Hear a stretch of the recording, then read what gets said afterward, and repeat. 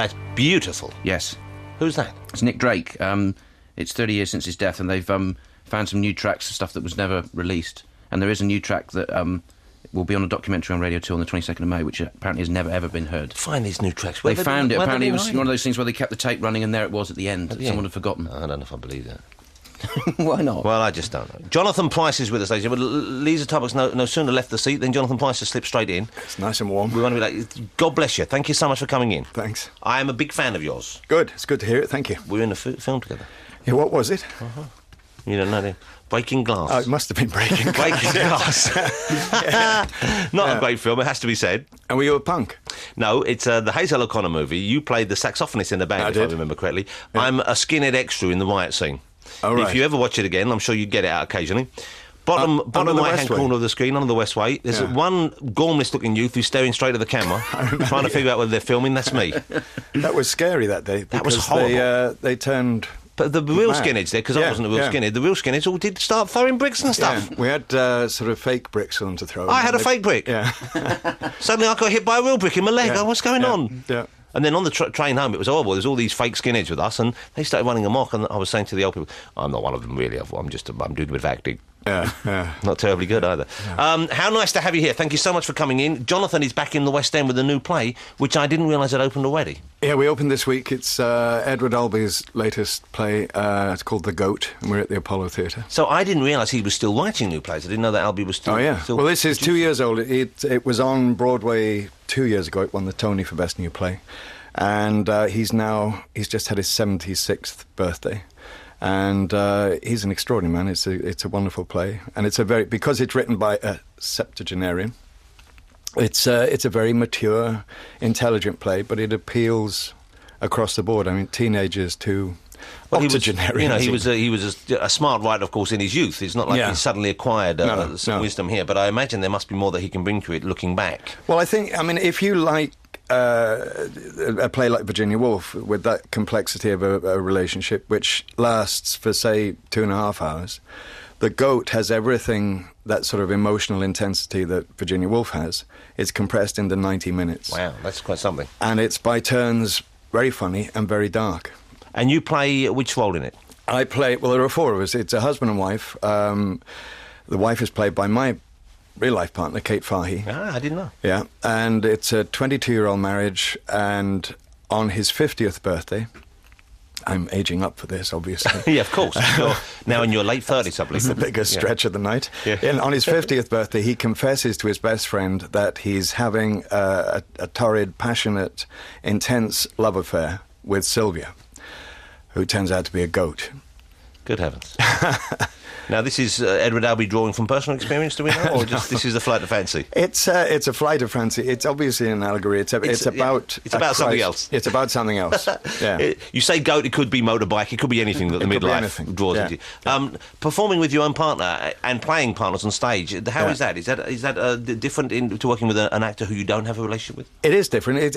I'm enjoying it immensely. I mean, Kate, we met when we were both young actors in Liverpool, and I directed Kate, and I've acted with her in a 6.5-hour television series in the 80s. This is the first time we've done anything on stage as intense as this, and it's absolutely wonderful because it's about a crisis in a relationship. The Albee keeps switching while it's sort of during all the angry confrontations. He keeps switching back to moments of calm where you see what the relationship was like. Yeah. I love it when they do that with time in plays. Yeah, but it's just with jokes and things and the little understood things that couples have. And I think because we have our underlying trust and, whatever in each other, it means we can fly from that and you can get really angry. It sounds to me like this would make a great film. It will be, I'm sure, one day, yeah. I might come and see it, if I may. Would you mind telling me in advance if you know if Harold Pinter's going to be? Because I appear to have snubbed him, upset him, and he in return now is snubbing me back. And have you met Mr. Pinter? I have, I worked with him, yeah. Did he mention me? Was there something like that? No. What did you work with him? What play did you do The with him? Caretaker. Oh, it was a fantastic play, isn't it? Yeah. That is a fantastic play. Yeah, that was... Betrayal's a marvellous play for you. They're all good. Well, every single one's good? No. Give me someone I can work with. What's a bad play? Next time I see him, I can talk about that. Of his? No, I wouldn't dare to say that anything was. Well, about tell me coffees. afterwards. I'll tell you afterwards. I'll just what I'll do is I'll upset him. I'll pretend I think he's Tom Stoppard. That'll wind him. That'll do it. Yeah. Yeah. I'll say I did love your noises off, Mr. Frayne. Something like that. Yeah. Undermine him. Okay. Because Yeah. I need some info. We're going to play some more music in a minute. Are you into music? I mean, presumably you very like much, the music when you were a youngster. But what do you listen to now? I listen to everything. It's because I have 3 children, and your musical tastes they're kept informed. How old are they?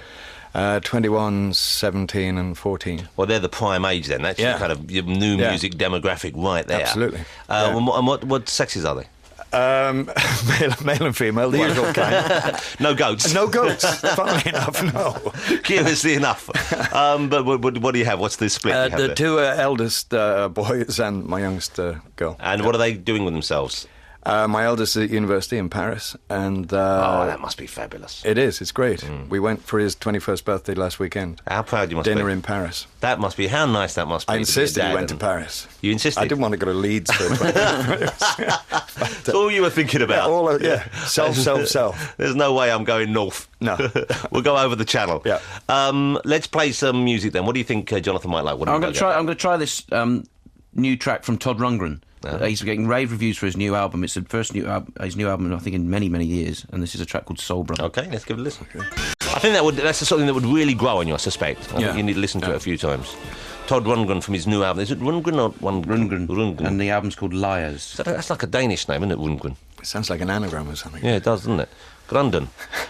Jonathan Pryce is with us, ladies and gentlemen. He is on at the West End at the moment in Edward Albee's new play, The Goat or Who is Sylvia.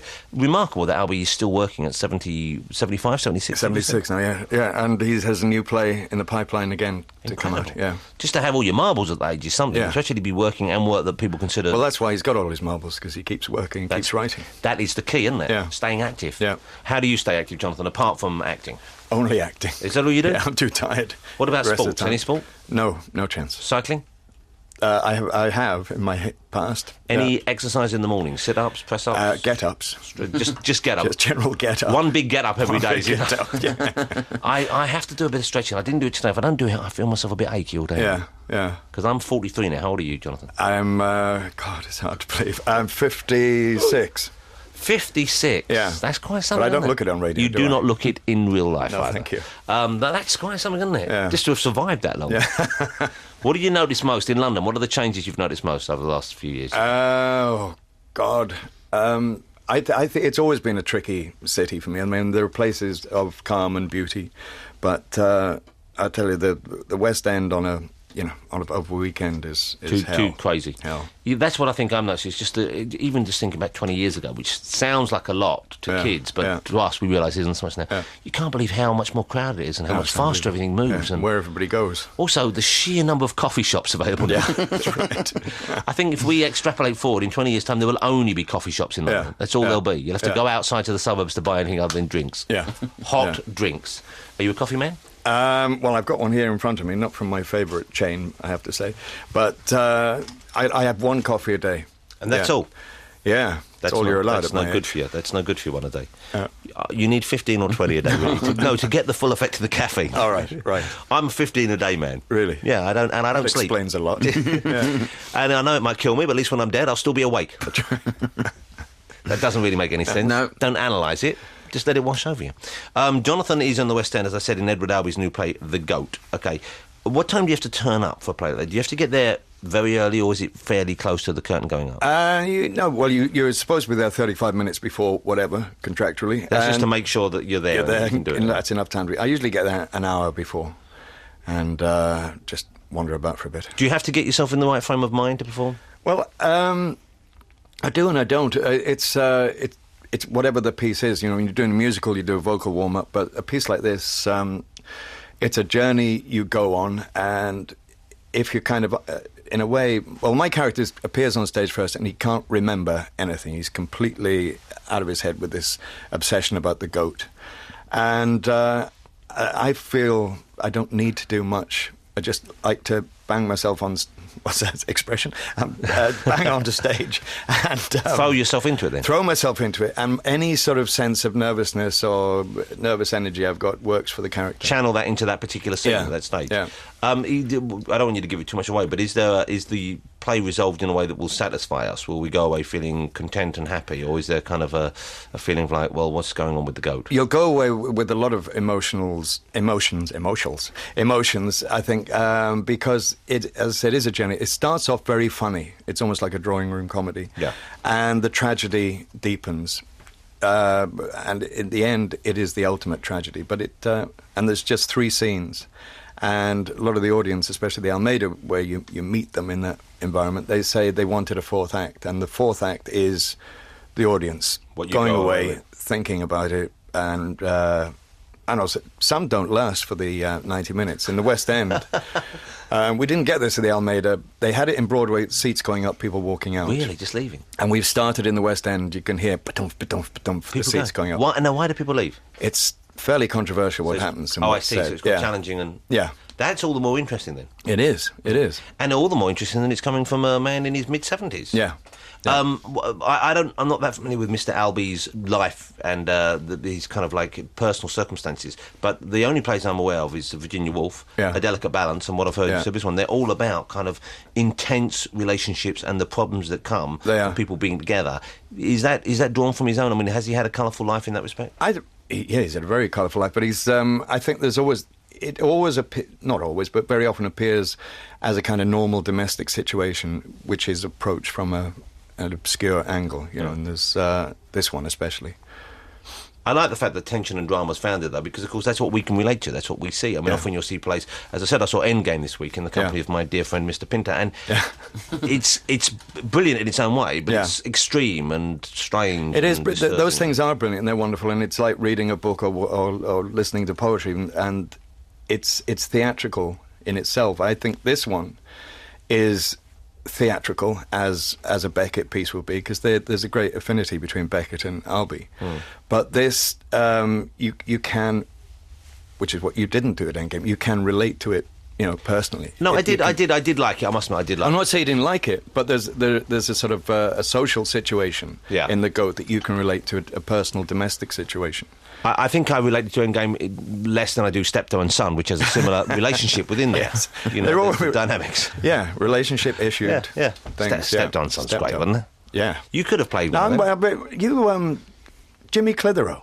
Jimmy Clitheroe. You were talking about before. The Radio 1 he was on, The Radio 1 wasn't around, I don't think. It was Radio 2 on a Sunday lunchtime. Was it Radio 2? We used to have it one of those house. Sunday lunchtime things. Jimmy Clitheroe. And he was a kind of northern schoolboy. He was the 60-year-old northern schoolboy. You see, back then you could get away with that. His Scottish grandfather. Well, it was a strange show, wasn't it? It was. Oh, Jimmy. But he was always in trouble. But we accepted that kind of thing. Well, you couldn't see the wrinkled knees. Oh, I'd love to have seen the wrinkled knees. Jimmy Clitheroe, I imagine, no longer with us? I don't think so. No. We should dig some out. But maybe I could recreate that on the radio. Let's have a Clitheroe evening. I'd like to see Edward Albee's face if you gave him a tape of the collected Jimmy Clitheroe and said, what can you make of that, Edward? Let's have I think we have time for another track. We'll do a quick one and then a bit more. What's it going to be? A bit of Irma Franklin. Lovely. That's a lovely version. Yeah. Janis Joplin, of course, the one that everyone thinks of, but who was that again? Irma Franklin. There you go. Jonathan, do you go out much apart from when you're not acting? Where would you go? What would you do with yourself in an evening? We go to the cinema. Cinema more than theatre, I think. And which movies have you seen in recent years that you've enjoyed? Suddenly the mind goes blank. The lists come out. I mean, I got all the Oscar films, so I watched those. You're on the Academy, I guess. You get to vote. Yeah. So of those, I remember Lost in Translation. Was extraordinary. Bill Murray's tremendous in that, isn't he? Yeah. You could have done that well. I could have. You and John Hurt could have done that well. Yes. Who else could have done that well? Would he have played the young girl? No. I don't know. It would have been a different take on the part, wouldn't it? Do you get as much film work as you'd like? I get enough. I do okay. Yeah. Because you were in Pirates of the Caribbean recently, which must have been fun. And you've got a new Terry Gilliam movie coming out soon. Yeah. That comes out in November. And another one coming out with Kevin Kline called Dear Lovely this summer about Cole Porter. Dear Lovely, Delightful being the song, of course. Yeah. And who do you play in that? I play the angel Gabriel. Of course. In an Armani suit. Well, how silly of me to even ask. And do you prefer stage work to film work? Or is no, when stage is as good and as intense as this, it's the best. And film, when I can work with Terry, that's also the best. Yeah, Terry Gilliam. Yeah. When you're working with your partner on stage, everyone has an off night. Yeah. Everyone has an evening where the performance maybe isn't quite what it should be. Yeah. Even here on this show, believe it or not, there are days when Andy isn't as sparkling as he might be. Yeah. How do you deal with that afterwards if she's let you down or you've let her down a bit on stage? We don't let each other down, Jonathan. There must be evenings, Jonathan. No, it's Jonathan, grand. come on. No, it's early days yet. We've just opened. It's going to happen. Are you ready for it? There's going to be a night where you go out and say, you were terrible tonight, darling. It's when she says it to me, that's going to be the real stinker. I don't think she'd dare, would she? She'll have a go. And how do you deal with that kind of criticism? We'll talk about it sensibly, like calm adults. It's going to be like an Edward Albee play. We've got to go. I've been given the finger by Andy. I'm assuming that's wind up. That's winded up. You were just doing that. It was like you were trying to catch a small fish. Jonathan, lovely to see you again. I met you once many years ago. You won't remember it, but it's lovely to see you again. Great. I'm going to come and see the play if I may. I'd love you to. I'd like a pint of free night, if that's okay. I don't think I can take the emotional pain. Good luck with it, and so lovely to see you. Thank you for coming in. Thank you. Jonathan Pryce, thank you to our other guests, of course, today, the lovely Will Young and the gorgeous Lisa Tarbuck. Thank you for joining us. Please do again next week if you can. It'd be very nice. 88.91 FM, this is Radio 2 from BBC.